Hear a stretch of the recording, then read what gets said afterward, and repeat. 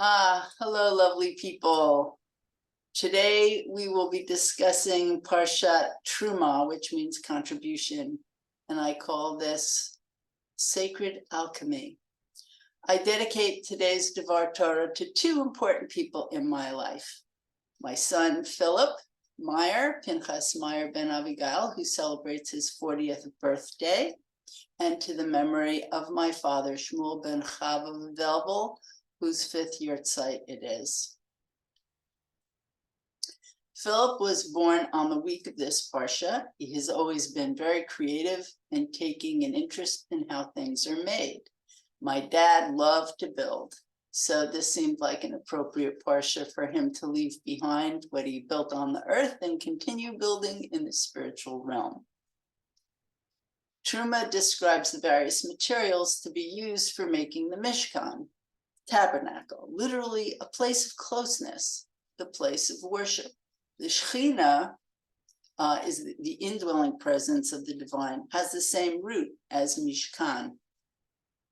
The materials to be gathered for the Mishkan include gold, silver, copper, turquoise, purple, and crimson wool, linen and goat hair, ram skin dyed red and tachash skins, acacia wood, oil for the eternal lamp, spices for the anointing oil and incense, shoham stones, and stones for the breastplate. And after the list, God says, they should make me a sanctuary dedicated to me, and I will dwell among them. A couple of decades ago, Reb Charlie Roth pointed out that evocative line, make me a Mishkan and I will dwell in them. He challenged me to think about why writers of the Torah would use grammar that didn't connect the subject to the direct object. One would think that the sentence would read, make me a sanctuary and I will dwell in it, connecting the subject sanctuary to where the me, God, would dwell. So I continue to muse over this one line every year. Reb Charlie taught me that there's nothing extraneous or unnecessary in the Torah, and every perceived mistake exists to ignite a deep inquiry. It's an invitation to mine for the spiritual gold. So here's your materials. What do they mean to you? So first, I will present a few Talmudic examples of how the sages interpreted this. The Mishkan represents all of creation, described in the first verses of the Torah. Here we see a matching of the days of creation to the Mishkan. Regarding the work of the first day of creation, it says, he who stretches out the heavens like a curtain, which is Psalms 104, verse 2. Regarding the making of the Mishkan, it says, you shall make curtains of goat's hair for a tent over the tabernacle. Regarding the work of the second day of creation, it says, let there be a firmament and let it divide between the waters and the waters. Genesis 1:6.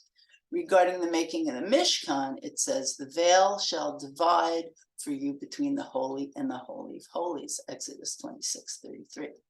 Regarding the work of the third day of creation, it says, let the waters under the heavens be gathered together. Genesis 1:9. Regarding the making of the Mishkan, it says, you shall make a copper basin and the base thereof of copper for washing. Exodus 30, verse 18. Regarding the work of the fourth day of creation, it says, let there be luminaries in the heavens. Genesis 1:14. Regarding the making of the Mishkan, it says, you shall make a menorah of pure gold. Exodus 25:31. And so on. I love this next piece, lovely anthropomorphic story from Midrash Rabbah, and it really gets to the point. There once was a king who only had one daughter, and one of the kings came and married her. When her husband wished to return to his country, her father said to him, my daughter whose hand I've given to you is my only child. I can't part with her. Neither can I say to you, don't take her, for she is your wife. This one favor, however, I ask of you, wherever you go to live, prepare a chamber for me, that I may dwell with you, for I cannot leave my daughter. In the same way, God said to Israel, I have given you the Torah.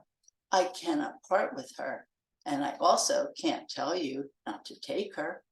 But this I request of you, wherever you go, make for me a house wherein I may dwell.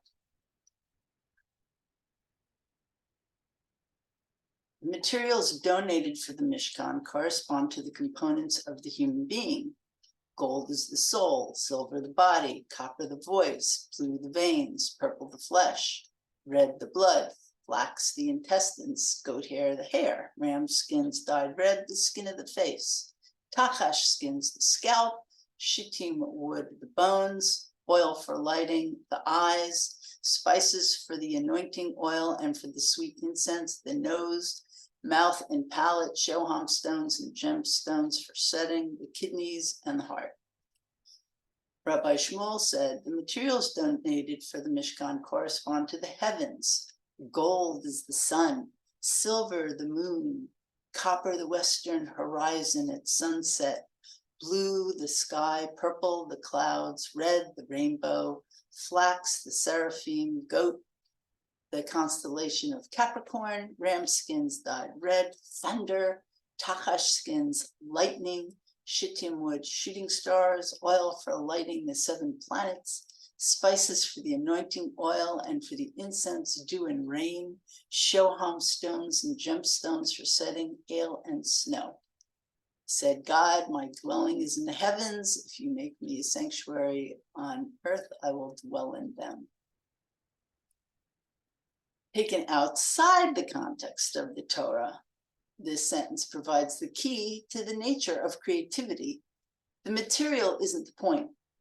It's the place the process of making reaches. This make me a sanctuary is an invitation to find the holy place inside your soul and to live from that place.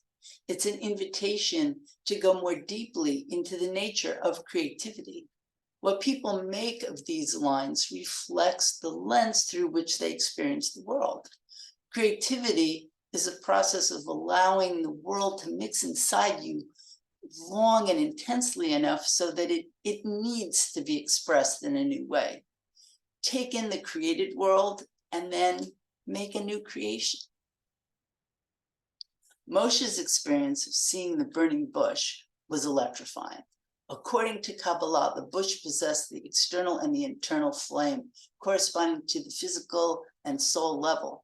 This experience connected him to the life force within all of creation. You imagine like looking at a leaf and you sense the life force just pulsating.